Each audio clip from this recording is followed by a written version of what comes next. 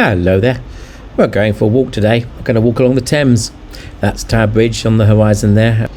Now you can walk along the Thames path for days, really, all the way from the source to the sea. It's quite a fun thing. It's kind of a set up formal pathway. There's lots of interesting things to see, like sculptures. Here's a bronze cat we found just sitting there. And whenever you see a suspicious group of people standing around looking happy, it's probably for one very obvious sort of Londonish reason, and that will be there's a pub. A pub meaning public house, which means a drinking establishment, which means a place where beer is sold. And wherever beer is sold, you can do a drawing. There's a sort of an unofficial understanding that a pub is a place you can do anything that makes you relaxed and happy.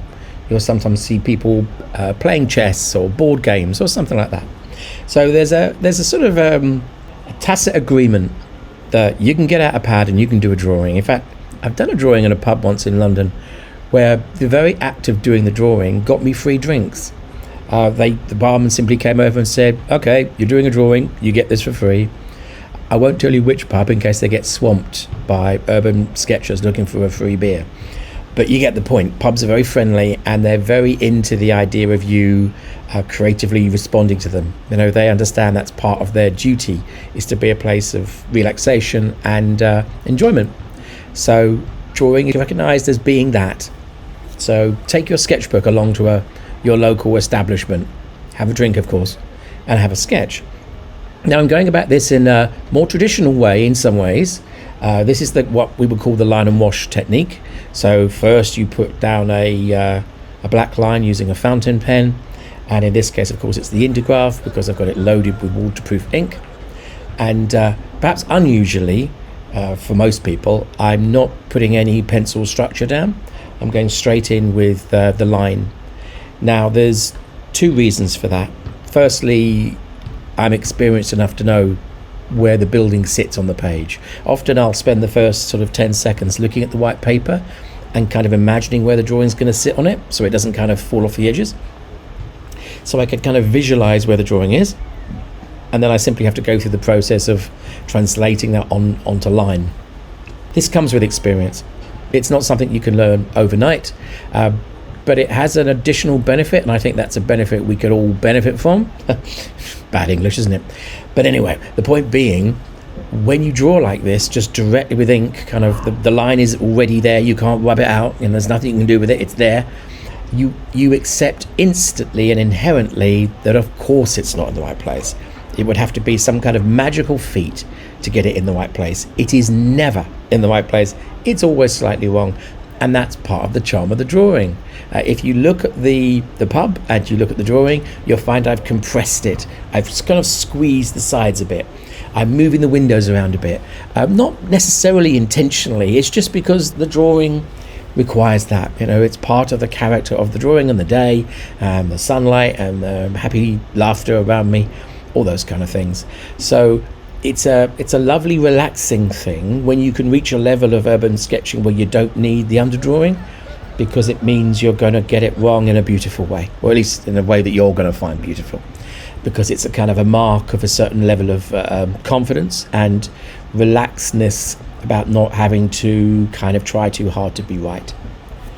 Now the point of line and wash is of course line first, then wash. So here you see me, unusually for me, going in with a watercolor brush just to kind of do a majority colouring around. Now I rarely carry many watercolor sort of paints with me. I sometimes have 3 or 4 just in case, because I find the watercolor technique just I don't know, I guess a little old hat for me. But this pub seemed to ask for it, I guess. It's a traditional pub, and so I don't know whether I did it, how knowingly I did it, but that sense of wanting to do a slightly more traditional interpretation of it using line and wash seemed to be a good fit for it, rather than just immediately go into my typical kind of acrylic pen things.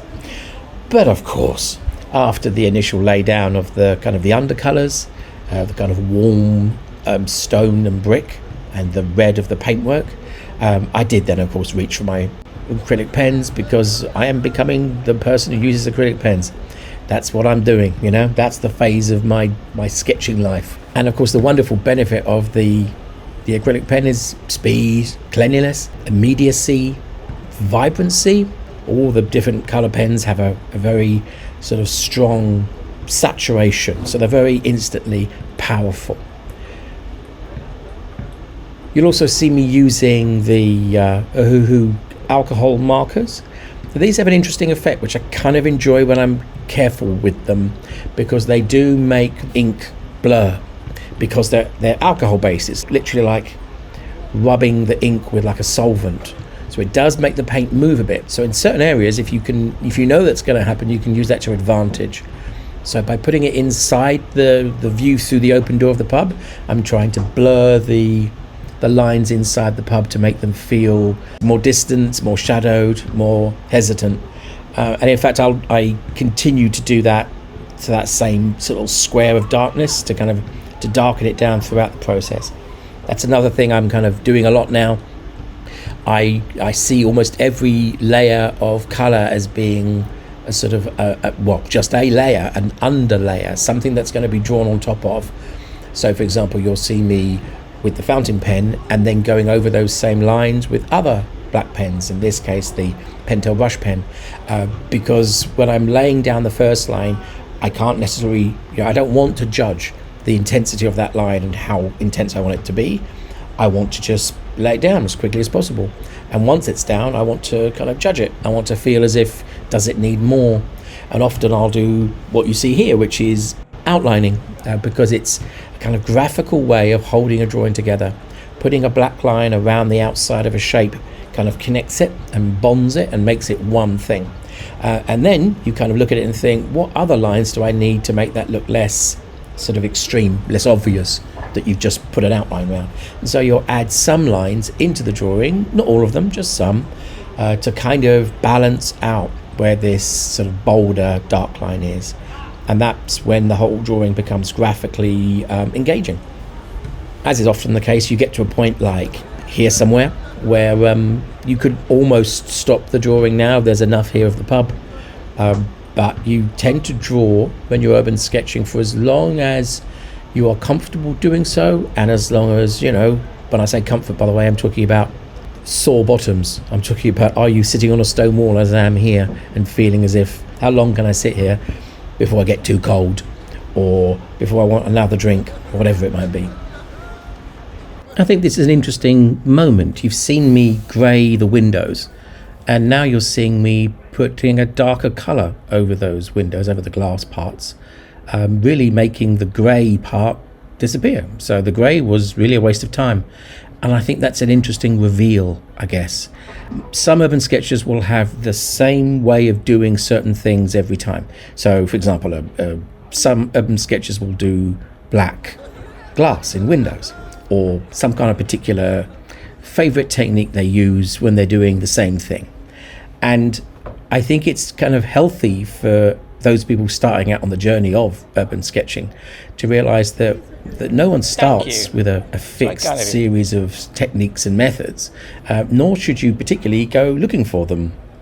I think it's a process of discovery. I think it's a process of finding out what works for you.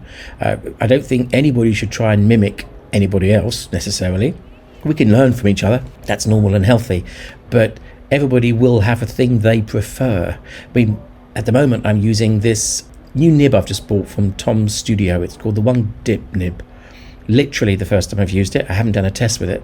I just wanted to use it directly in this drawing, and I've dipped it in some acrylic ink, some blue acrylic, and I'm just seeing what kind of marks it makes. And I've never seen this pen before. I just saw it on their website and just tried it. It was very inexpensive, and I'm just testing it out in a way that seemed just, is it going to work for me in this moment?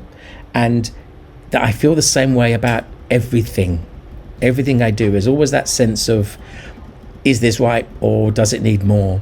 And to feel relaxed about the fact that sometimes, or always, needs more, or needs something else, or there's a different pen next time. That sense that you're not looking for an answer, you're looking to explore the question. Oh, that sounds good, doesn't it? That makes sense. That sense of having to enjoy the process rather than, the arrival. In fact, finishing a drawing isn't as much of a celebratory moment as you might think, because actually the celebration is in the drawing of it. Oh, I feel all emotional now. So anyway, this is the Angel Pub in Bermondsey, if I didn't say that at the beginning, south of London. Lovely little pub, just along from the Mayflower, another recommended pub. And here's the final drawing. It's just a simple thing. It's not the best drawing I'll ever do, and at some point I'll go back and do it again and do it better justice. But it was a happy day, and I'm happy to share it with you. So get on out there and draw a pub.